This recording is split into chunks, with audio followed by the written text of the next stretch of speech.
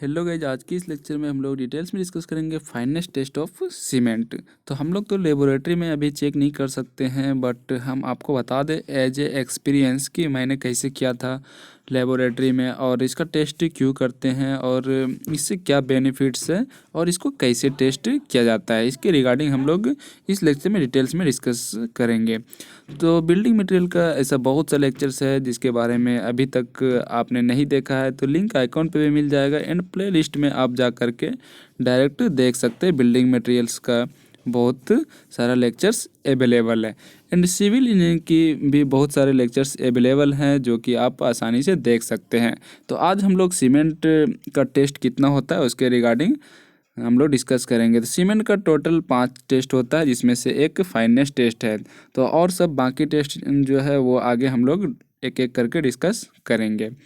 तो आज हम लोग डिस्कस करते हैं फाइनेस टेस्ट ऑफ सीमेंट। तो फाइनेस टेस्ट ऑफ सीमेंट हम लोग इसलिए करते हैं कि जो सीमेंट का प्रॉपर ग्राइंडिंग होता है वो अच्छे तरीके से हुआ है या नहीं हुआ है, इसीलिए हम लोग करते हैं। और इसका करने का रीज़न ये होता है कि अगर प्रॉपर ग्राइंडिंग ऑफ सीमेंट नहीं होगा तो जो स्ट्रेंथ प्रोवाइड करता है सीमेंट वो कम हो जाएगा।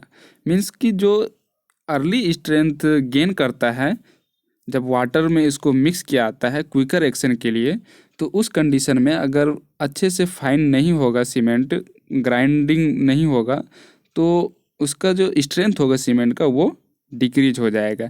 इसलिए हम लोग फाइनेस टेस्ट ऑफ सीमेंट करते हैं। और इसका जो करने का प्रोसेस है वो सीव एनालिसिस से करते हैं। तो सीव एनालिसिस में हम लोग 90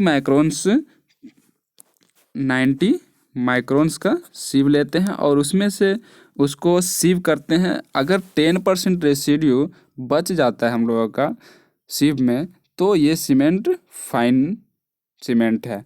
और अगर उससे ज़्यादा बचता है, मीन्स अगर 12-13% हो जाता है या 10 से 15% हो जाता है, 15% तक हो जाता है, तो सीमेंट का जो स्ट्रेंथ है वो डिक्रीज हो सकता है और वो सीमेंट फाइन सीमेंट नहीं कहलाता है। तो इसीलिए हम लोग स्ट्रेंथ अच्छे से प्रोवाइड हो जब उसमें सीमेंट में वाटर मिलाते हैं, तो इसके लिए हम लोग फाइनेस टेस्ट करते हैं और इसको हम लोग सीव एनालिसिस के मेथड से करते हैं। तो आपको समझ में आ गया कि फाइनेस टेस्ट ऑफ सीमेंट क्या होता है। अब हम लोग लैंग्वेज में एक बार देखते हैं कि फाइनेस टेस्ट ऑफ सीमेंट होता क्या है एक्चुअल में।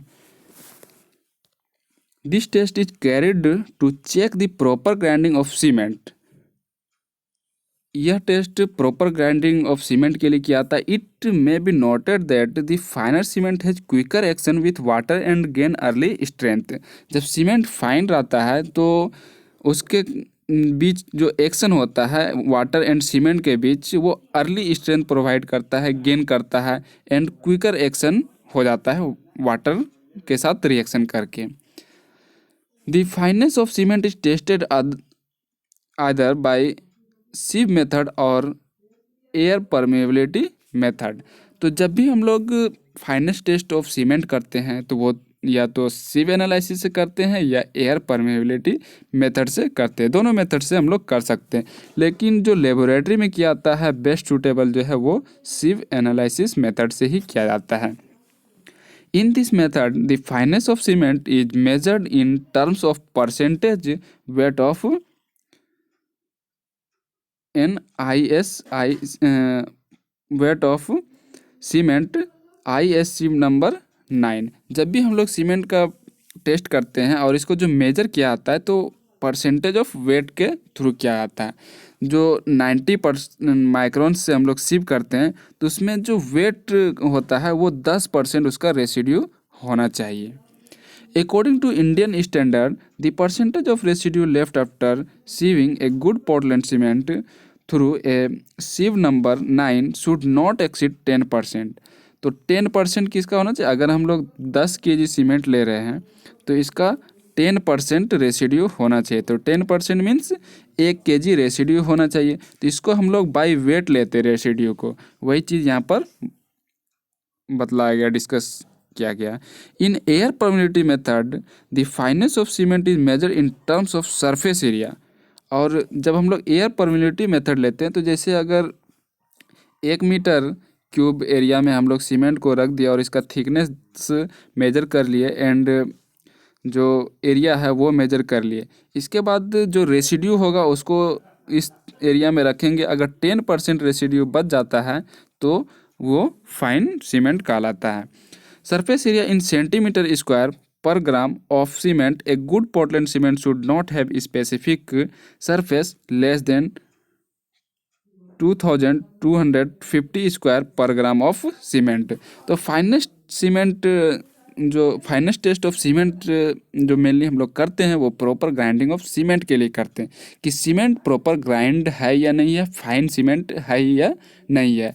और ऐसा हम लोग इसलिए करते हैं कि अगर सीमेंट को वाटर के साथ रिएक्ट कराया जाता है तो वो अगर फाइन सीमेंट रहता है तो जो स्ट्रेंथ है वो अर्ली गेन कर लेता है एंड सीमेंट के साथ फाइन सीमेंट के साथ क्विकर एक्शन हो जाता है और सीमेंट को स्ट्रेंथ अर्ली प्रोवाइड हो जाता है और ये सीमेंट अर्ली स्ट्रेंथ को गेन कर लेता है। इसलिए हम लोग फाइनेस्ट टेस्ट करते हैं और इसको सीव एनालिसिस मेथड से करते हैं। तो उम्मीद है आपको समझ में आ गया कि फाइनेस्ट टेस्ट ऑफ सीमेंट क्या होता है। तो आज के लेक्चर में इतना ही, फिर नेक्स्ट लेक्चर मिलते हैं, तब तक के लिए बाय।